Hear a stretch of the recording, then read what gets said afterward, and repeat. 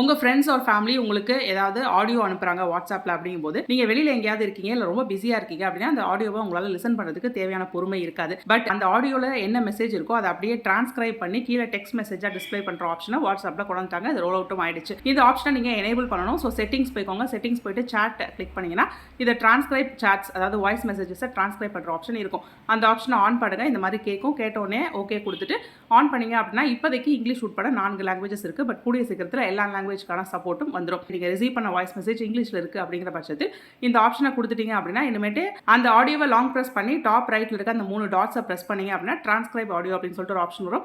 அதை கிளிக் பண்ணீங்க அப்படின்னா அந்த ஆடியோக்கு கீழேயே அந்த ஆடியோக்குள்ள என்ன பேசியிருக்காங்க அப்படிங்கிற அந்த டெக்ஸ்ட் அப்படியே தெரிஞ்சிடும். ஸோ நீங்க வந்து இயர்பட்ஸ் எடுத்துட்டு போல இல்லை டிராவலிங்ல இருக்கீங்க இல்லை கேட்க முடியாது பிரைவசி இல்லை அப்படிங்கிற டைம்ல அந்த டெக்ஸ்ட் என்ன அப்படிங்கிறத கீழே படிச்சுக்கலாம்.